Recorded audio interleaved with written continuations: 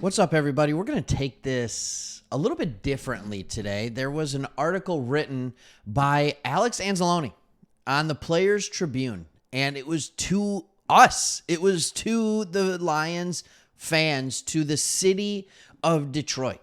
And in this letter, he really talked about three things. And I want to hit on this because it's rare that you get to see the insight into a player's life. I think it's why so many people love Hard Knocks, is that they get to see a little bit of reality of what it looks like to be in the NFL, what it looks like to be a football player, the difficulties of it. But you don't get to see what happens after a hard loss.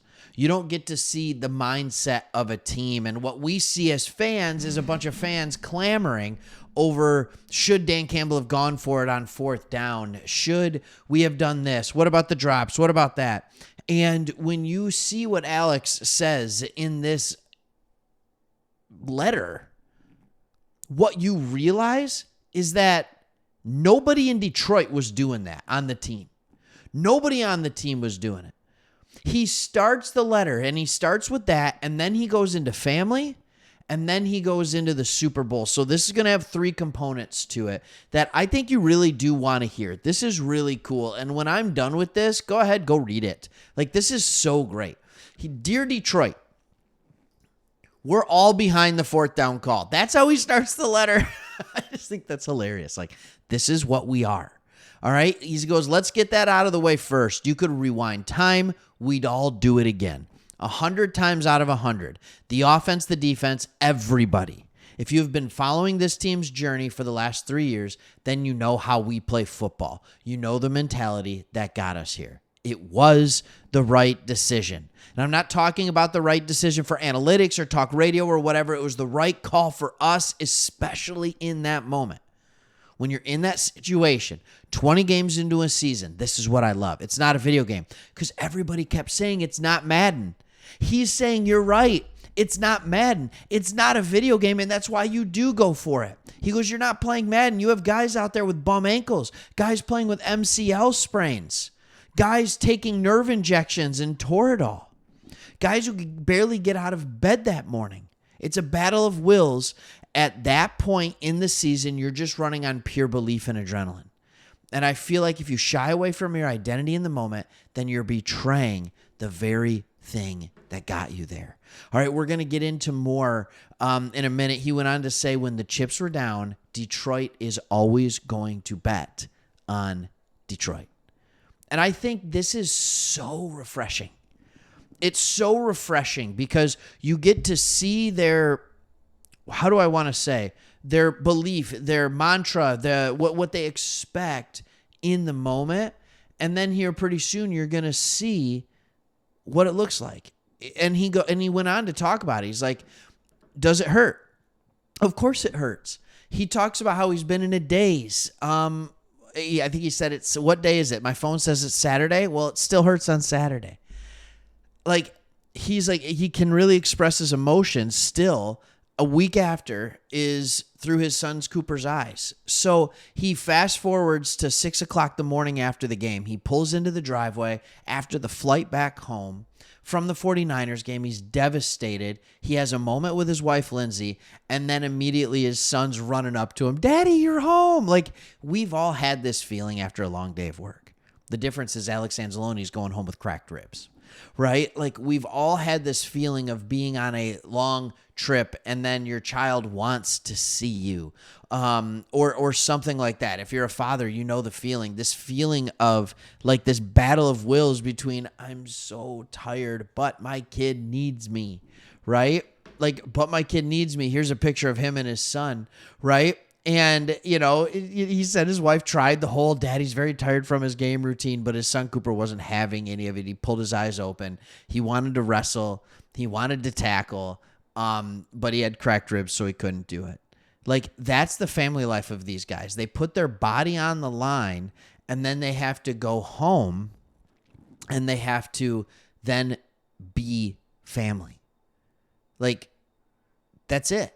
They have to go home and they have to be family. He later talked about what all you want to know about is the Super Bowl. And his son asked him, Daddy, did you go to the Super Bowl? He said, no, buddy, we didn't. But don't worry, will get there soon. Like, and he went on to say, and I love this, he said, what we're building here is extremely special. You can talk about it all day, but the proof is in the pudding, as they say. It's one thing to say that a city and a team and a culture is unique. It's a whole other thing to actually turn down the cheddar. Great to have you back, Coach Ben and Coach AG. We will get there. And speaking of the Super Bowl, he has a question for all of us. And I have the same question for you. You watching the Super Bowl?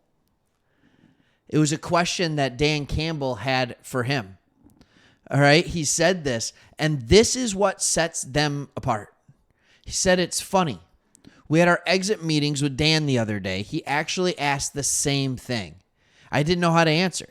I honestly I hadn't even thought about it, and it kind of made me sick thinking about going to some Super Bowl party and standing there like an idiot trying to pretend to be happy, right? I think a lot of us can resonate with this. But Dan said, no. You got to watch it, man. Use every second of it as motivation. I'll sure be watching.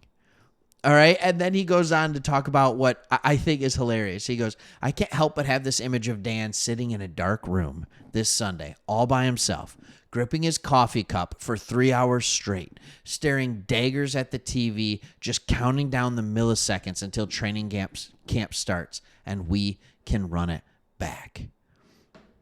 That is what sets this team apart. They're not afraid to do the hard things. They're not afraid to experience the pain of loss and then continue to experience that pain in order to get better. I think of the Michigan Wolverines. And I think of the picture of J.J. McCarthy, and I want to say it was Cornelius Johnson with them, and maybe it was Roman Wilson, actually. It was Roman Wilson and another that I don't even know if is on the team anymore. But they're all sitting there after they just got slaughtered by Georgia in the national semifinal game. And they're just watching them celebrate because they wanted to stay out there and they wanted to remember that feeling so they never would have to experience it again. Well, they did experience it again the next year to TCU in a difficult loss. So you ask yourself the question, what did they learn? Well, the next year they ended up winning a national championship. They put it all together, and they won a national championship. This is a team that has a solid amount of talent. This is a talented group of players. They have cap room. They continue to have draft picks. They have not mortgaged their future as of yet. So when we ask ourselves the question, will we get back? The answer is yes, because we're willing to do the hard things. And by we, I mean the players are willing to do the hard things in order to experience what they need to experience to keep the motivation, to keep the fire lit, and to play with that chip on their shoulder. I thought this was great. I love when players are willing to open up and give us an inside look into their lives, into their minds, into their hearts. This was really cool. I think a lot of Lions fans resonate with what Alex was feeling. All right. Thanks for watching. Hope you liked the video. Just wanted to chronicle some of this. I will put the link to the article below if you want to see it and you want to read it for yourself. All right. Thanks for watching. See ya.